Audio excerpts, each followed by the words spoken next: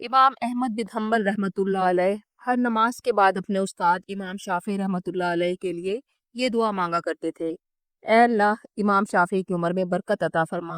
वो खुद फरमाते हैं कि जब से मैं इमाम शाफी का शागिर्द बना, मैंने कोई नमाज ऐसी नहीं पढ़ी जिसके बाद मैंने अपने उस्ताद इमाम शाफी के लिए दुआ ना की हो।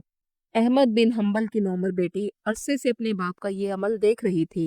उसके लिए ये बात इंतहाई हैरत का बाइस थी कि उसके वालिद जिनकी ज़िंदगी गैर मामूली तौर पर इबादत और रियाजत में गुजरती है और जिनके दिन इल्म हदीस की तदरीस में और रातें अल्लाह के हजूर गिरिया उजारी करने में गुजरती हैं, तो आखिर इमाम शाफी किस दर्जा के इबादत गुजार इंसान होंगे कि जिनके लिए उनके वालिद हर नमाज के बाद दुआ करते रहते हैं।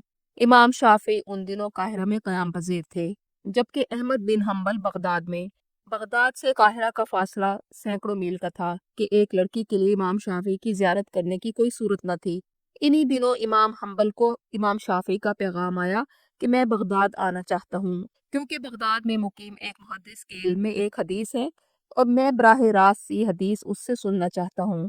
और मैंने सुना है कि उस बुजुर्ग की उम्र इतनी हो गई है कि मुझे अंदेशा है वो इस आलम फानी से कूच ना कर जाए। इमाम शाफी ने लिखा था कि उनका कयाम अहमद बिन हम्बल के घर पर होगा।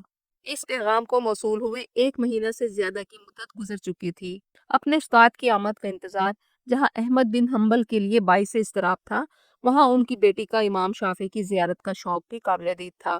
वो ये देखना चाहती थी कि आखिर इमाम शाफी में ऐसी कौन सी खसूसियात है कि उनके वालिद हर नमाज में उनकी दराजी उम्र की दुआएं मांगते रहते हैं। एक तवील मुसाफत तय करने के बाद बिल आखिर इमाम शाफी का बगदाद में नजूल हुआ और वो अहमद बिन हम्बल के घर में क़याम पजीर हुए। अहमद बिन हम्बल ने अपनी बेटी को खसूसी हदायत दी कि वो मेहमान का खास ख्याल रखे ताकि उन्हें किसी किस्म की तकलीफ का सामना ना करना पड़े। बेटी तो खुद चाहती थी कि करीब से इमाम शाफी को देखे कि वो किस पाए के इबादत गुजार और अल्लाह वाले हैं। शाम को इमाम शाफी दस्तरखान पर बैठे तो बच्ची ने इस बात का ध्यान रखा कि वो खाना कितना खाते हैं, क्योंकि उसने ये देख रखा था कि उसके वालिद हमेशा थोड़ा खाना खाते थे और उसने ये भी सुना हुआ था कि अल्लाह वाले बहुत थोड़ा खाते हैं। लेकिन वो ये देखकर हैरान रह गई कि इमाम शाफी ने खूब डट कर खाना खाया। नमाज इशा इमाम शाफी ने मस्जिद में अहमद बिन हम्बल के साथ पढ़ी और वापस आकर आराम की गर्ज से बिस्तर पर दराज हो गए।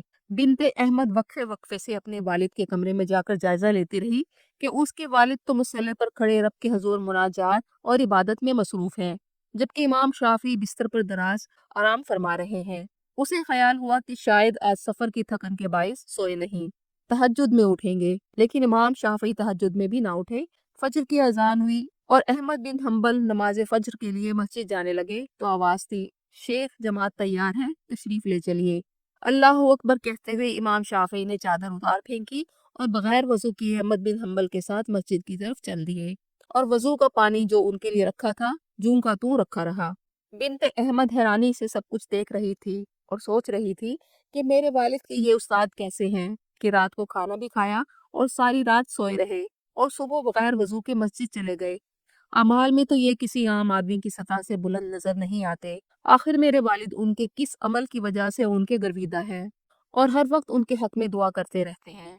नमाज फजर के बाद अहमद बिन हम्बल मस्जिद में बैठे जिक्र अस्कार में मसरूफ रहे और सूरज निकलने के बाद इशराक के नवाफिल अदा करके घर लौटे, जबकि इमाम शाफी नमाज फजर की अदायगी के बाद ही घर वापस आ गए और बिस्तर पर दराज थे। जब उन्हें नाश्ते पर बुलाया गया तो वो नाश्ते के लिए आकर बैठ गई। बिनते अहमद सोच रही थी कि अगर ये वाकई बुजुर्ग हैं तो उनके अंदर ये बातें क्यों हैं, और अगर उनके अंदर ये बातें हैं तो फिर ये बुजुर्ग किस तरह के हैं।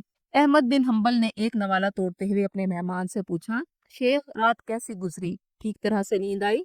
इमाम शाफी ने जवाब दिया, रात तो अल्लाह ताला के फजलो करम से आराम से गुजरी, लेकिन मैं सोया एक लम्हा के लिए भी नहीं।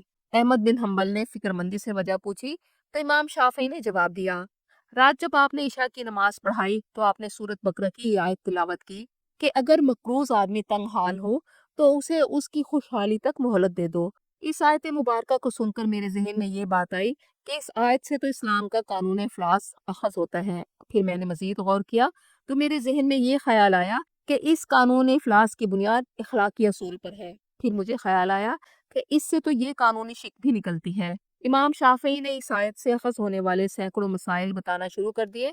वो बयान करते गए, अहमद बिन हम्बल सुनते गए। इमाम शाफी ने फिर कहा کہ جب میں 108ویں مسئلے پر پہنچا تو تم نے مجھے نماز فجر کے لیے آواز دے دی۔ بنت احمد جامد و ساکت سنے جا رہی تھی۔ اسے معلوم ہوا کہ امام شافعی کی ایک رات اس کے والد کی ہزاروں راتوں پر بھاری ہے، اس لیے کہ ان کے والد کی عبادت کا تعلق ان کی اپنی ذات سے ہے، جبکہ امام شافعی کی کاوشیں پوری امت کی رہنمائی اور بھلائی کے لیے ہیں۔ لیکن بنت احمد کے ذہن میں ایک سوال ابھی بھی سر اٹھائے کھڑا تھا کہ یہ اتنا زیادہ کھاتے کیوں ہیں۔ ابھی وہ سوچ ہی رہی تھی کہ اس کے والد احمد بن حنبل نے اپنے استاد محترم امام شافعی سے پوچھا کہ ان کا سفر کیسا رہا، جس کے جواب میں امام شافعی نے جواب دیا کہ سفر میں تھوڑی سی پریشانی رہی، اس لیے کہ جب میں قاہرہ سے روانہ ہوا تو میرے پاس درہم و دینار کی جو تھیلی تھی وہ راستے میں ہی گم ہو گئی۔ اب میرے پاس دو ہی صورتیں تھیں، ایک یہ کہ قاہرہ واپس جاؤں اور دوبارہ زاد راہ کا انتظام کر کے واپس آؤں۔ اس صورت میں قافلہ چھوٹ جاتا اور جس محدث کی خدمت میں پہنچنا مقصود تھا وہ چراغ سحری ہیں، نامعلوم کب یہ چراغ گل ہو جائے۔ دوسری صورت یہ تھی کہ اللہ کا نام لے کر روانہ ہو جاؤں، جو ہوگا دیکھا جائے گا۔ میں نے اللہ کا نام لے کر دوسری صورت پر عمل کرنے کو ترجیح دی۔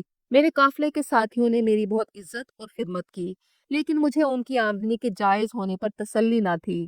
اس صورت میں شریعت کا حکم ہے کہ جب انسان کی جان پر بن جائے تو مشکوک آمدنی میں سے صرف بقدر ضرورت کھایا جا سکتا ہے۔ اس لیے میں نے تیسرے چوتھے دن بقدر ضرورت کھانا قبول کیا اور پورے سفر میں پیٹ بھر کر کھانا نہ کھایا۔ آج پہلی مرتبہ آپ کے دسترخوان پر مجھے حلال اور جائز آمدنی کا کھانا ملا ہے، اور میں نے ہمیشہ یہ محسوس کیا ہے کہ رزق حلال میں خاص نور ہوتا ہے جس کا اندازہ دسترخوان پر بیٹھتے ہی ہو جاتا ہے۔ آج تمہارے دسترخوان پر مجھے جتنا نور نظر آیا کسی دسترخوان پر کبھی نظر نہیں آیا، اس لیے میں نے اس نور سے پورا استفادہ کیا۔ یہ سن کر بنت احمد بن حنبل کے دل میں امام شافعی کی قدر و منزلت اور زیادہ بڑھ گئی۔ امام شافعی اور امام احمد بن حنبل قرآن اور سنت پر سختی سے عمل کرنے والے، علم کے پیکر اور امت کے خیر خواہ تھے۔ امام شافعی نے اجتہاد اور اصول فقہ کی بنیاد رکھی تو امام حنبل نے سنت پر عمل کیا اور عقائد کے تحفظ کے لیے قربانیاں دے کر امت کو ثابت قدمی کا درس دیا۔ علمی اختلاف کے باوجود دونوں امام ایک دوسرے کا احترام کرتے اور ایک دوسرے کے لیے دعا کرتے۔ امام شافعی فرماتے کہ میں بغداد سے اس حال میں گیا کہ اپنے پیچھے احمد بن حنبل کو چھوڑا جو حدیث میں سب سے بڑا حافظ ہے، جبکہ امام احمد بن حنبل فرمایا کرتے تھے کہ میں نے شافعی جیسا علم والا شخص نہیں دیکھا۔ امام شافعی کی 204 ہجری میں انتقال ہوا تو احمد بن حنبل پر بہت غم طاری ہو گیا، اور آپ فرمایا کرتے تھے کہ امام شافعی کے جانے سے علم کا ایک بہت بڑا خزانہ ہم سے چلا گیا۔ امام شافعی اگر فقہ کے بانی اور بادشاہ تھے تو امام احمد بن حنبل سنت اور حدیث کے شہ سوار تھے۔ انہی شخصیات کی بدولت علم کے خزانے ہم تک پہنچے۔ دعا ہے کہ اللہ ان پر رحم فرمائے اور ہمیں ان کے علم سے فیض یاب ہونے کی توفیق عطا فرمائے۔ آمین ثم آمین۔